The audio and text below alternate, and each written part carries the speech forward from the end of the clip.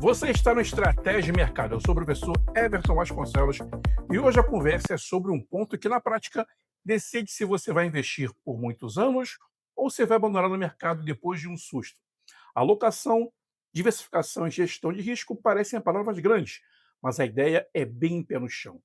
A sua carteira precisa funcionar não apenas quando tudo está a favor, mas principalmente quando o cenário vira, quando a notícia assusta, quando o preço cai e quando a dúvida começa a bater. Investidor profissional não é o que acerta todas, é o que erra e continua de pé. Guarde isso. A primeira coisa que eu quero ajustar na sua cabeça é o que significa risco. Muita gente confunde risco com preço oscilando. Oscilação é desconforto, é barulho, é o mercado respirando. Risco, de verdade, é sofrer uma perda que muda o seu jogo. Seja porque você perde capital de forma permanente, seja porque você se vê obrigado a vender no pior momento, seja porque você não aguenta emocionalmente e começa a agir por impulso. Perceba como isso é mais sobre o comportamento do que sobre matemática. E justamente por esse comportamento, a carteira precisa ser desenhada para o seu perfil real, não para o perfil idealizado que você gostaria de ter quando o mercado está calmo. Agora vamos para a alocação. A alocação é a decisão de quanto do seu patrimônio vai para cada classe de ativo. E aqui entra uma frase que eu uso muito em sala. A carteira não é uma lista de ativos, é um sistema com limites, com funções e com redundância. Quando você define alocação, você está dizendo para o seu dinheiro qual é a sua prioridade. Se a prioridade é proteção e estabilidade, a base precisa ser mais defensiva. Se a prioridade é crescimento de longo prazo, você pode ter mais risco, mas ainda assim com controle. O erro comum é montar uma carteira de risco como se fosse uma carteira de curto prazo e depois se surpreender quando o preço faz o que o preço sempre faz, que é oscilar. Pensa comigo como um profissional pensa. Antes de escolher o ativo, ele escolhe o orçamento de risco. Em outras palavras, ele decide quanto pode perder em um cenário ruim sem quebrar o plano. Isso muda tudo. Porque quando você faz isso, você para de perguntar apenas quanto dá para ganhar e começa a perguntar quanto você suporta perder sem destruir sua estratégia. Essa mentalidade resolve um problema muito brasileiro, que é o investidor sair do conservador para o agressivo em 2 cliques, quando vê uma alta e na primeira queda mais feia, voltar correndo para a segurança, geralmente depois de já ter tomado um prejuízo enorme. É aqui que eu gosto de usar uma analogia bem simples. Imagine que a sua carteira tem que atravessar tempestades e, mesmo assim, continuar navegável. Se você coloca peso de magia em um único ponto, qualquer balanço te vira. Se você distribui o peso com a inteligência, você oscila, mas não capota, não afunda. A alocação é distribuir esse peso. E distribuir peso não é só dividir por nomes, é dividir por funções. Se você precisa de uma parte que te dá liquidez e tranquilidade, uma parte que te protege, o poder de compra ao longo do tempo, e uma parte que precisa de crescimento real, aceitando isso que vai ter variações no meio do caminho. A segunda palavra é diversificação, mas eu vou ser bem direto. Diversificar não é ter muitos ativos, é ter ativos que não caem todos pelo mesmo motivo. Se você tem várias ações, mas todas dependem do mesmo fator, por exemplo, juros baixos e consumo aquecido, você está concentrado, mesmo que tenha 10 tickers diferentes. O investidor profissional diversifica por fatores e por cenários. Ele olha e pergunta quais choques podem acontecer e quais pedaços da carteira se beneficiariam ou, pelo menos, sofreriam menos se esses choques viessem. No Brasil, alguns choques são recorrentes. Mudança na expectativa de juros, ruído fiscal, inflação mais teimosa, câmbio estressando, um evento externo que fortalece o dólar ou uma queda forte de commodities, que mexe com empresas relevantes do setor de mercado. O que você quer é que a carteira tenha comportamento mais equilibrado quando desses choques aparecem. Não precisa que tudo suba em todo o cenário. Isso é fantasia. O objetivo é que, No cenário ruim, o dano seja controlável, que você tenha condição de esperar a reversão ou de ajustar com calma, sem ser forçado a agir na pior hora. E aqui entra um ponto muito prático. Diversificação também é diversificar prazos. Se todo o seu dinheiro está comprometido em ativos que você não consegue transformar em caixa com facilidade, você cria um risco adicional, que é o risco de liquidez. E liquidez não é só conseguir vender, é conseguir vender sem aceitar um preço muito ruim. Por isso, uma parte da carteira precisa ter liquidez alta, mesmo que renda menos. Essa parte é o seu amortecedor, é o que te impede de vender ativos de longo prazo em momento ruim, só para cobrir uma necessidade de curto prazo. Agora vamos para a gestão de risco, que é o coração do episódio. Gestão de risco é o conjunto de regras que você respeita quando o emocional começa a tentar mandar.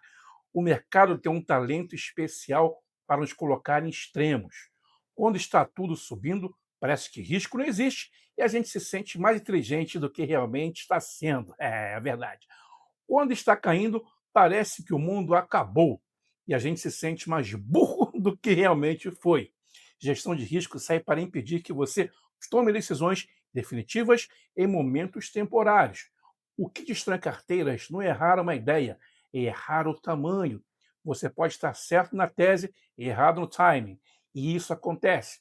Se o tamanho for grande demais, você perde o direito de esperar. A sua energia emocional vai embora. Você fica ansioso, você se sente pressionado a fazer algo, e geralmente faz. O profissional limita o tamanho de posições porque entende que incerteza é parte do jogo. Ele aceita que pode estar errado e, por aceitar, cria limites para que o erro não vire um desastre. Muita gente acha que tem uma carteira diversificada, mas quando vem o estresse, tudo cai junto. Isso acontece porque, em momentos de medo, correlações aumentam. Ativos que pareciam independentes, que se comportam de modo parecido. Por isso, diversificação tem que ser construída pensando em como a carteira se comporta justamente nesses momentos. A maneira prática de pensar é olhar para o que você tem e se perguntar se aquilo realmente se beneficia de cenários diferentes ou se está tudo apostando na mesma direção. Tem também o risco de crédito, que é muito subestimado quando a taxa está boa e o prospecto parece seguro. Crédito é uma troca. Você abre mão de liquidez e aceita o risco do emissor para receber mais. Não tem problema nenhum em buscar prêmio de crédito, mas precisa entender a diferença entre retorno prometido e retorno realizado. O profissional não olha apenas a taxa, ele olha o emissor, o setor, a estrutura da dívida, os covenants, a capacidade de pagamento, e ele também limita a exposição. Porque crédito costuma funcionar muito bem até o dia em que deixa de funcionar. E quando dá errado, o ajuste é rápido e muitas vezes muito doloroso. Mais um ponto que parece simples, mas muda a vida do investidor, é o rebalanceamento. Rebalancear é voltar a carteira para os percentuais que você definiu como alvo. Isso parece chato e justamente por ser chato é que funciona. Quando o ativo sobe demais, ele cresce dentro da carteira e passa a dominar o risco sem você perceber. Quando o ativo cai, ele encolhe e você fica tentando abandonar. Rebalancear força você a fazer o que o emocional não gosta. Tirar um pouco do que subiu e colocar um pouco no que ficou para trás, mantendo o risco sob controle. Não é um ritual cego, é uma disciplina. Você rebalanceia com critério, com periodicidade ou por bandas de variação. Mas o ponto é não deixar a carteira virar uma aposta por inércia. E aqui eu quero falar de um aspecto mais humano. Gestão de risco não acontece só na planilha, ela acontece na sua rotina de decisão. Se você olha a cotação o tempo todo, você treina o seu cérebro para reagir a ruído. Se você entra em ativo sem ter uma tese simples e um critério de saída, você vira refém do preço. O profissional sabe por que entrou, o que precisa acontecer para ele estar certo, o que seria um sinal de que ele está errado e quando ele aceita perder naquela ideia. Isso não precisa ser um stop automático, como em trading. Pode ser o limite de exposição em uma revisão de tese. O importante é ter um mecanismo para evitar a teimosia disfarçada de convicção. Talvez a parte mais negligenciada seja a ligação entre risco e horizonte de tempo. Se o seu horizonte é curto, não faz sentido você colocar o dinheiro em ativos de grande oscilação, esperando que a sorte te proteja. Se o horizonte é longo, oscilação é parte do caminho, mas ainda assim você precisa de caixa e estabilidade para não ser obrigado a mexer na carteira no meio de um ciclo ruim. Quando você alinha horizonte com a alocação, você reduz drasticamente a chance de tomar decisões precipitadas. Agora, se eu tivesse que resumir tudo em uma frase que o investidor profissional respeita, seria a seguinte: você não precisa acertar no mercado. Você precisa construir uma carteira que te permita permanecer investindo. Permanecer é o que dá vantagem. Quem permanece aprende, ajusta, aproveita oportunidades e não entrega o patrimônio no pior momento. E permanecer depende de alocação bem pensada, diversificação com fatores e cenários, e regras de gestão de risco que cabem no seu emocional. Não no emocional de alguém que você viu na internet. Preste atenção. Para fechar, eu quero deixar um exercício mental rápido. Imagine que amanhã o mercado abre em queda forte, com manchetes ruins e você veja a sua carteira recuar. A pergunta não é se você ficaria triste, isso é normal. A pergunta é se você teria clareza do que fazer, ou se você ficaria paralisado ou impulsivo. Se a resposta for paralisia ou impulso, o problema não é o mercado, é o desenho do seu risco. A boa notícia é que desenho se corrige. Você ajusta percentuais, cria reservas, limita posições, diversifica fatores, estabelece regras de rebalanceamento. A carteira deixa de ser uma coleção de palpites e vira uma estratégia. E, como sempre, um aviso muito importante. O que eu compartilhei aqui é conteúdo educacional e não é recomendação de compra ou venda. Use essas ideias para melhorar seu processo e, se fizer sentido, converse com um profissional habilitado para ajustar isso ao seu objetivo, à sua renda, ao seu prazo e ao seu apetite real a risco. Se você gostou, compartilhe esse áudio e me siga para novos conteúdos sobre mercado financeiro. Eu fico por aqui. Bons negócios e até sempre!